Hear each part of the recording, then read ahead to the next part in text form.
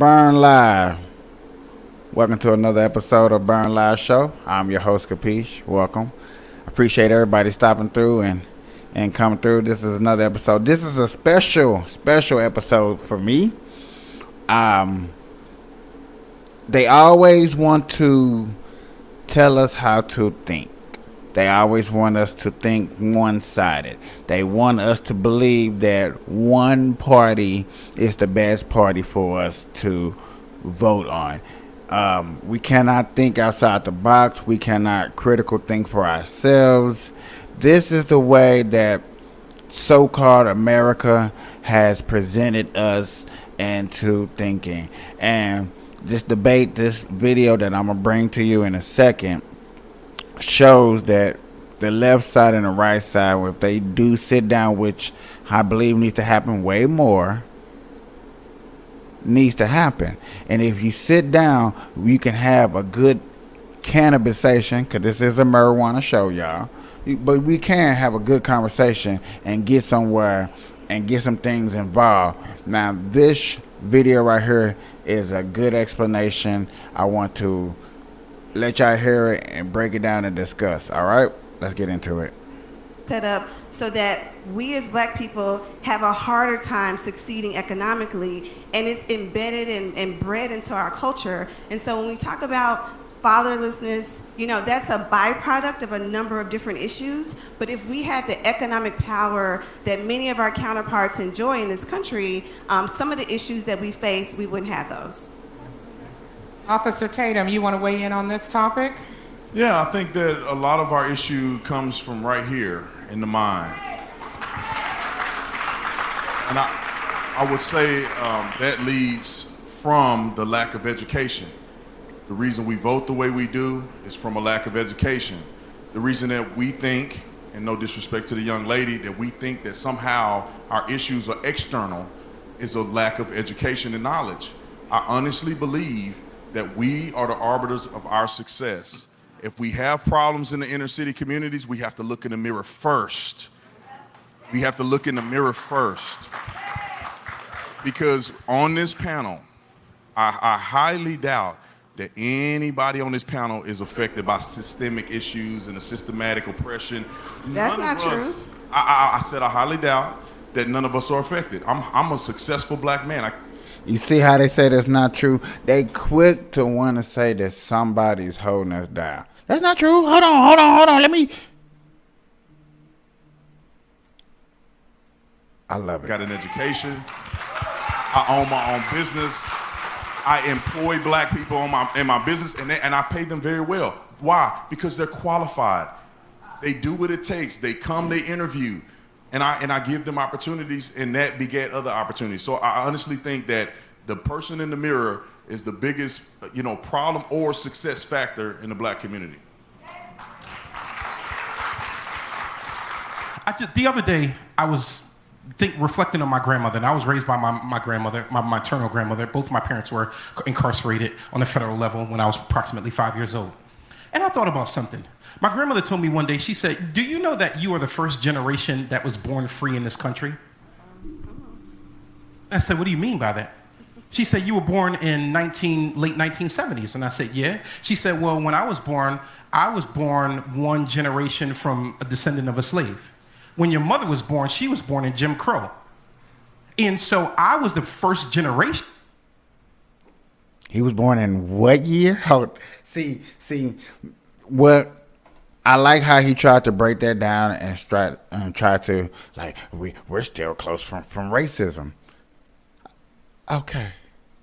But we are able to, somebody needs out there name another country that's booming better than America for as blacks, that's going to let a black person succeed and go the distance that they need to go. That's what I mean. Is Africa going to accept you to come in and let you run your own business and start from scratch? Is South America going to let you come in and run your business from scratch? Is Jamaica going to let you come in and run your business? Hey, I'm from America. And let you run? No. nation that was born fully free in this country. Why am I bringing that up? I'm glad that you asked that question. The reason why I'm bringing that up is because we are not too far removed from the institutional racism as it relates to signs, as it relates to legislation, etc., that keeps people like you, like me, like her, and like you, successful brother, in bondage. Can I jump in on this real quick? Brandon, before you do. And let me say this, you know, even though you were the first generation, look at how much you've been able to accomplish. How much barriers do you have if you've been able to accomplish so much and you're only the first generation? Well, let me tell you about my barriers. So that, as a felon, as a person with a felony conviction. Let me just. I can tell you about my barriers. There are more than 46,000 collateral consequences to one felony conviction in the United States of America. What did you do? What did you do to go to jail?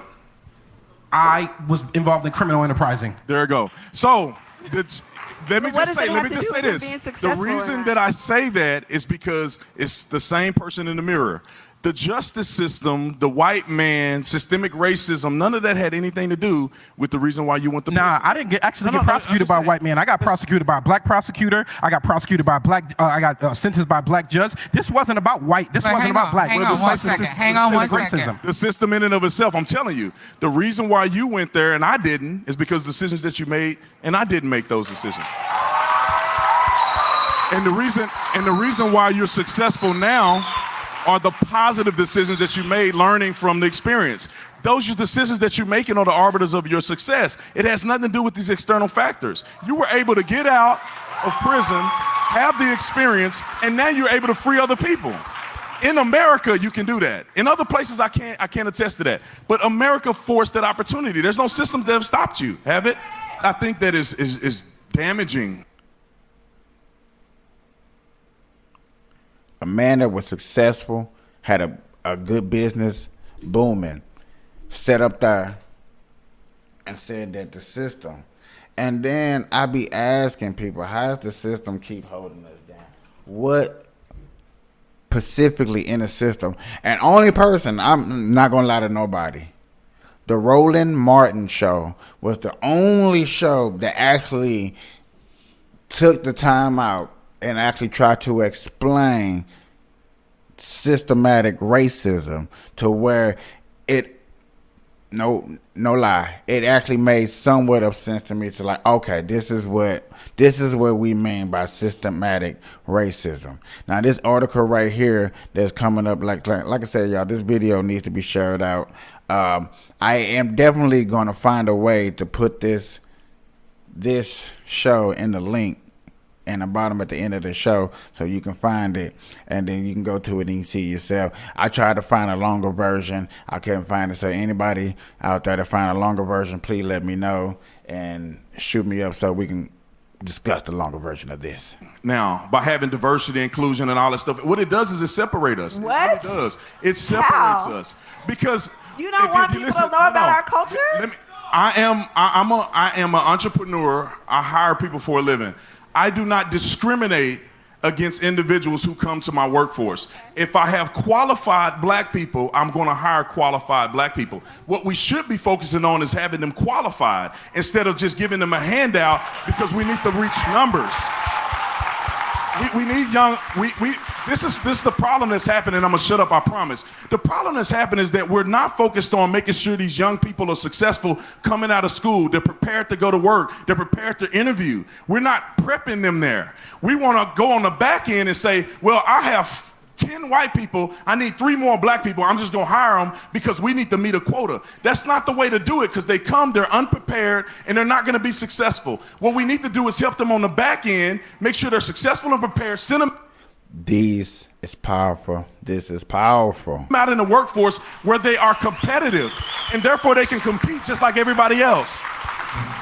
I was raised by a single parent, and I feel that I'm considered one of the. What do we got to do to make us understand that a powerful move, a powerful adjustment is within each other, within the black community? You, me, my fellow sisters, my fellow brothers, us together is what we need to do this, y'all. I hope y'all get the understanding. Like, I don't mean to make these videos to seem like I'm one-sided. I want to help my black community. That's why I'm putting out a video like this, okay? the people that are successful when we talk about, what success looks like within the Black community. But even still, even being raised, in a single family, being educated, having a successful job, a successful career, I still understand that there are systematic things in this country that are against me. And I don't care how people look Name at that. one. I look in the banking. I talked about that earlier. The ability to No, for you. This is the prime example. We get into the harder discussion of blaming something on somebody when you have no statistic. Please pay attention to this right here, y'all. for me, I'm saying Please.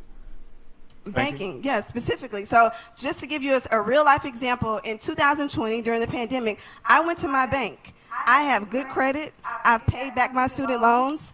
I, don't have any outstanding debt to income ratio, and I could not get $60,000.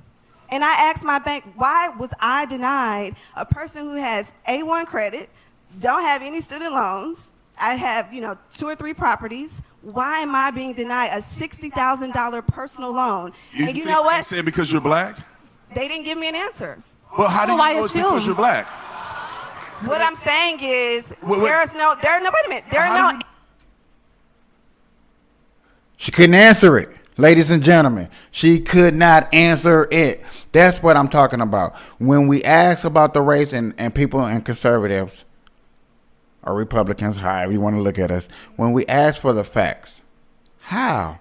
Did she give out the answer? Hold on. No, it's because of the color of your skin. What I'm saying is, there are no indicators for why I should have been denied. That's what I'm saying. No, do you know that any white people have been denied with the same qualifications? I don't know, because I didn't go out and poll white people. There's You're no way. This isn't a conversation about white people. This is a conversation about me. No, but You're there's no way. acknowledging a hindrance. you're- You're acknowledging a hindrance to I'm your... acknowledging a hindrance in what you're considering to be a successful person, doing what they're supposed to do, going out and working, having good credit, paying their bills on time, and still being denied with no reason given. As a Black That's person. what as a You're Black saying person. that happened to you I'm saying because that you were happened Black. to me.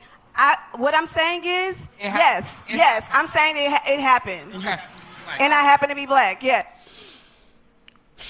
Okay, right there, which I'm going to rewind.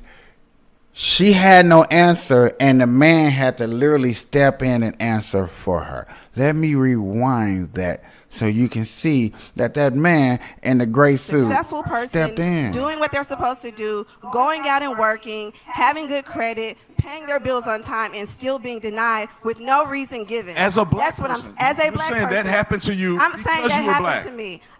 What I'm saying is, It yes, I'm saying it happened. Okay.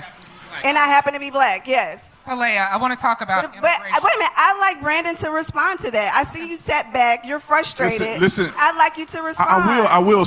Yeah. You got 2 Listen, minutes. 2 minutes. All I want to say is that I can fight with you if we have evidence. If you went to the bank and you have evidence that they've been giving loans to people with equal qualification as you have, and because you being Black, they denied you, let's go to the bank and let's show up. Let's pull up. Okay. But the thing is that it's not fair to make that determination without unequivocal facts, because what it does is it generates this idea that it's because you're Black. There may be something or that you could have changed on when you made the application or not that could have caused you to get the loan. There's some educational points. We got to stop that right there. Period. Even if it's true, we known so many successful people who have struggled, who have not made it, but they never let their color. Man, we got to stop letting our color stop us. We got to. Points there that could have been effective. But you can't just say it's your race, because then you're telling the next young person and the next young Black person, and before you know it, they don't even give it a try when you're saying something that's not verified. No, I'm not saying. I'm gonna let you get your applause. What I'm saying is the same grace that you're asking me to give the bank and saying that maybe it didn't happen because I'm Black, I'm asking for that same grace to say that that absolutely could have been a qualifier in their decision to deny me, but they didn't give me that information. And so the same way that I'm making an example that We don't know. So It could have just been as you're because you were saying, female. Like could have been because of Brandon, anything. You don't It know. could have And been I that- don't know it because could have you been know that- what? They didn't give me the They information. could have been jealous of you. They see you It come could have in been looking nice. They hating on you. It could have been hating. It could have been because you're a Hates woman. do It could have not been like because pink. who I knows? have What I'm the facts also on just that. asking you to consider is that it also could have been my race. That's I- all I'm asking I you do. to consider. I know, I'm I do. asking you to consider. I love this answer of how he gonna like. All you want is us to consider. If that's all you want us to do, As well. I think that that's fair to consider that, and I will. But we cannot make the determination, right? But we'll consider it. You know, in this country, if black people, if we're caring about what our efforts are. ladies and gentlemen, I really want us to see. I'm not gonna get too off into that, but I really think that we needed to share that video and be understanding. This is the way they really want us to think. It's crazy out here that y'all can sit up here and say this is how we should think. This is not how I'm think. I smoke weed. This is a marijuana podcast show. I'm probably gonna get the most critical thrown at because how can you smoke weed and say you're conservative? I said it. I smoke weed and I'm a conservative. I love doing this show. I'ma always do this. I'ma stand up for you. I'ma stand up for me every time. This has been another one. Ladies and gentlemen, Kapee.